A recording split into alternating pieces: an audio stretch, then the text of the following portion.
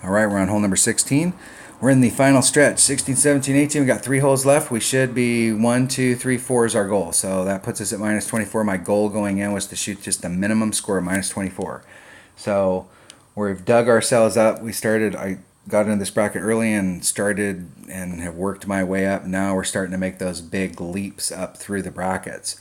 So I came in 5th in tiebreakers, and the 21s are at least starting at 18. And so we should start to see, each one of these holes should be moving us up a little bit. And we have a serious opportunity here for a eagle. So let's go take a look at the hole here. This is hole number 7, a Parc de Paris. All right, hold on one second. All right, I went back and watched the video from hole number 7 on the front just to see kind of where I landed. So I've only shot this shot with this account, with this club, with this Extra Mile 6. I've only shot it in the qualifier, twice in the opening round, and once. So I've shot it 4 times. And I didn't go back and watch the other ones. I just been shooting the shot because it gets me over here. But what happened on the last time was I clipped the rough right here and was out in the shadows, and it was really difficult to work it around. I couldn't actually get it all the way around with my Kingfisher. And I was up here, and then I had to chip it on, and that was a pretty difficult shot. But I landed about right in here, and then I clipped the rough about right there. It dribbled out into this spot. So I left a ton of distance out here. And so what I'm going to do on this one, and I was pretty close to this sand, so I'm going to move out just a little bit. I'm going to still bring a 1 side spin ball. It would be better probably to bring a Quasar. You could get a little bit more side spin to get around, but I want to stick with the 1 Quasar, and I don't want to add 2 variables here. What I like is more distance. And so the curl, I would like to have more curl to get out, to move me around, but I don't want to try and mess with both at the same time. So I'm going to move it out just a little bit. I'm going to move it out so that my white ring is right on the line, and I'm going to bring a 1 power ball instead of a Marlin so that I can see if I can get a little bit more distance here, so that I can get a little more distance on the other side. So I shot this with the Marlin earlier, and now I'm going to shoot it with a nav. And the nav's going to cut the wind down, and I am taking the wind out. So I'm going to shoot with a Navigator. If you can get past those trees where you have a look at it, you've got just as good a shot of getting in as people that have upper developed clubs. Bring an Extra Mile, nav. I'm hoping to be in my Kingfisher range.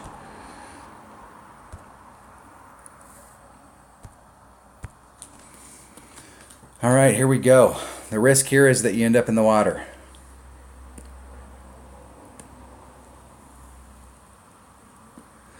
Anything else, I think we can recover. But if we end up in the water, that's bad.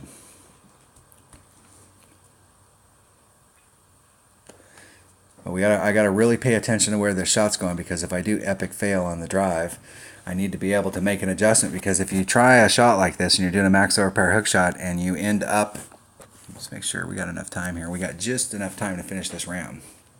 It ends in 30 minutes, so I got 3 holes left. Got just enough time.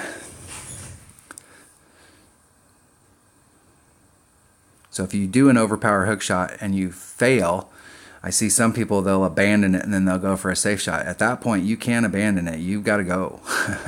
You got to go for it. I mean, you picked your pony. You gotta go for that shot. I'm not a fan of doing this because 99 times out of 100, I see people end up right behind the trees. If you got upper developed clubs, you got clubs that have curl on them, and you can probably get around the trees and at least get on and secure your birdie and move on. But if you got lower developed stuff, it's sometimes really, really hard to get out from behind those trees.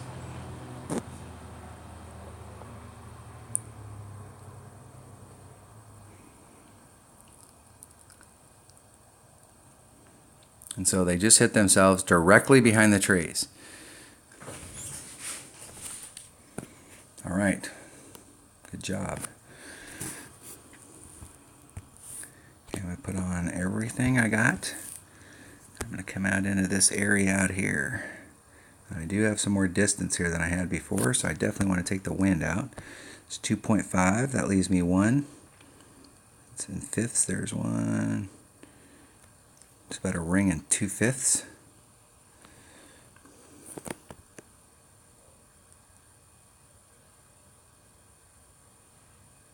And I got almost all of it. Not quite, but almost.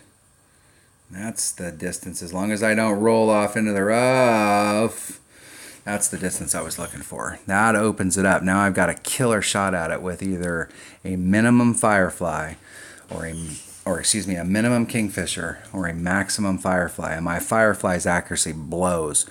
But if I'm in my firefly, it's 2.2 per ring.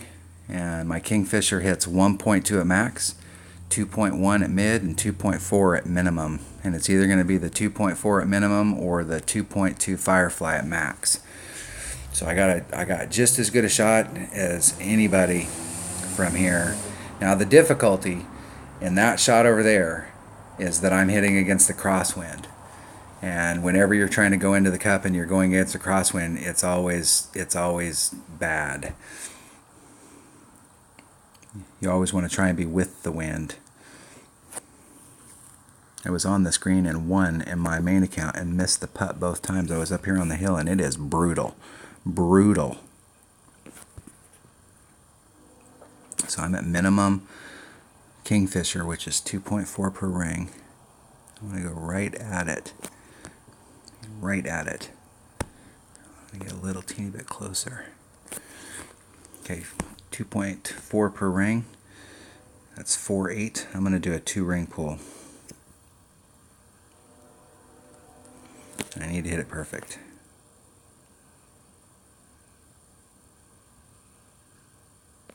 Hitting it perfect. Give myself a look. I got a look.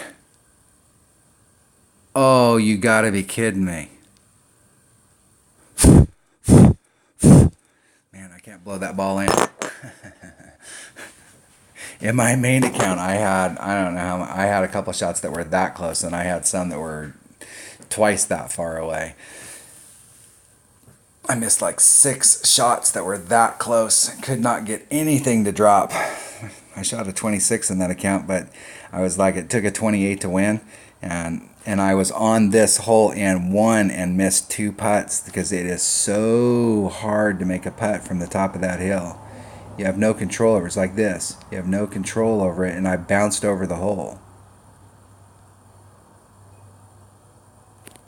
And I like to hit those types of putts. I like to hit them where I can see the ball guide on the other side. I was on a hole in way back the first year they had what was it? It was one of the Halloween tournaments, and on one of those holes I was that close, and I pulled it, and the hole started glowing, and I released, and it went half, as close as that was, it went half the distance to the cup, and didn't go in the hole. So I usually like, when I'm taking putts, I like to see the ball guide come out on the other side. And right there you can see when you start to pull it just a little bit too much, and that's exactly what happened on the other putt that I had to take from the other side of the hill. You have no control over it. And so it went right over the hole. It bounced right over the hole both times. All right, that was hole number 16 of the City of Light tournament. And that moved us up to where the top came in 5th in tiebreaker. So there's only a few guys in this round that can get us with tiebreakers. So we're at the top of the 21s. That put us in the 13th.